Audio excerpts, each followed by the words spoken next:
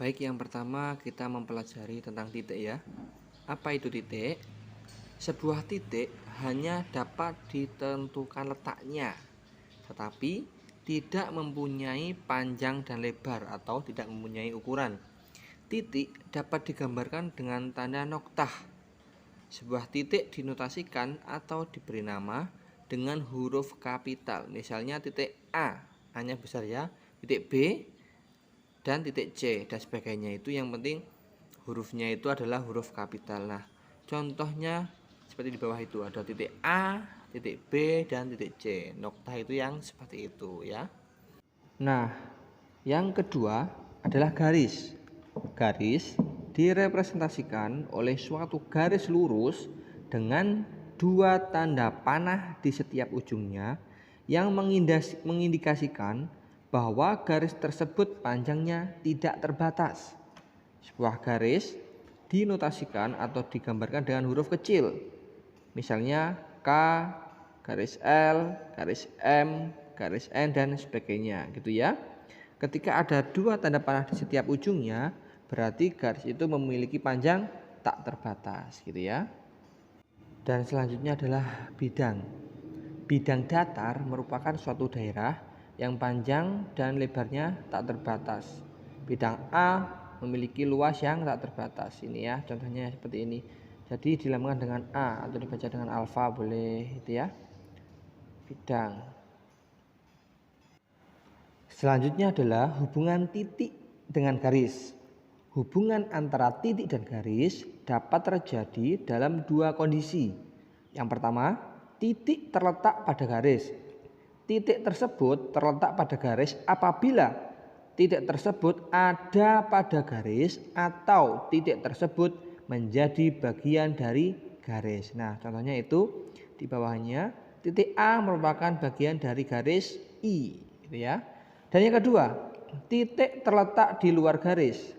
Titik di luar garis apabila titik tersebut tidak menjadi bagian dari garis. Nah, itu kan titik B itu tidak ada di garis I, berarti itu titik terletak di luar garis gitu ya. Kemudian hubungan antara titik dan bidang. Nah, sama halnya dengan titik dan garis, titik dan bidang juga ada dua. Yang pertama, titik tersebut terletak pada bidang atau menjadi bagian dari bidang apabila titik tersebut berada pada bidang. Nah, itu ya, titik C berada di bidang alfa. Dan yang kedua, titik di luar bidang apabila titik tersebut tidak menjadi bagian dari bidang gitu ya. Itu kan titiknya di luar ya. Selanjutnya adalah hubungan antara garis dan bidang. Nomor 1, garis terletak pada bidang. Garis disebut terletak pada bidang apabila garis tersebut menjadi bagian dari bidang ya. Yang kedua, garis tidak terletak pada bidang. Garis disebut tidak terletak pada bidang apabila garis tersebut tidak menjadi bagian dari bidang. Nah, contohnya di kanan itu ya, yang atas sendiri tadi garis terletak pada bidang, kemudian yang kedua garis di luar bidang. Dan yang ketiga adalah garis menembus atau memotong bidang. Garis menembus atau memotong bidang apabila persekutuan antara garis dan bidang adalah sebuah titik. Nah, itu kan ada garis M, itu menembus ya, menembus bidang alfa di titik A, gitu ya. Jadi kayak kertas dilubangi pakai pensil dari bawah, ya.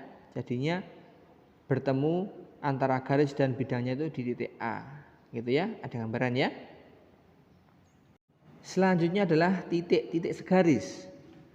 Nah, dua titik atau lebih dikatakan segaris jika titik-titik tersebut terletak pada garis yang sama, gitu ya. Contohnya itu di sebelah kanannya titik A dan B sama-sama berada di garis M, itu berarti titiknya segaris, gitu ya. Yang kedua, titik sebidang. Dua titik atau lebih dikatakan sebidang jika titik-titik tersebut terletak pada bidang yang sama, gitu ya. Contohnya di sebelah kanannya itu titik C dan D berada di bidang alfa, sama-sama di bidang itu. Kemudian perhatikan garis ya. Perhatikan paling atas dulu. Garis yang melalui titik A dan B disebut garis AB, dinotasikan dengan AB. Di atasnya ada tanda garis dengan panah di kedua ujungnya. Tanda panah pada kedua ujung AB ini artinya dapat diperpanjang sampai tak terbatas. Itu. Yang kedua adalah ruas garis. Ruas garis atau segmen AB dinotasikan dengan AB, di atasnya itu ada garis tapi tidak ada tanda panahnya, dengan titik A dan B sebagai ujungnya. Berarti ini terbatas ya, berawal dari titik A menuju titik B.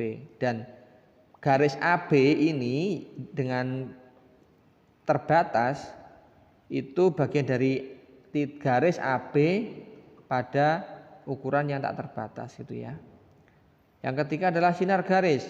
Sinar garis AB dinotasikan dengan AB, di atasnya juga ada garis tapi panahnya di salah satu ujung. Memiliki titik pangkal di A, berarti awalnya di A tetapi tidak memiliki ujung. Jadi panjangnya tak terbatas ya yang kanan, tapi ada titik awalnya di A gitu ya.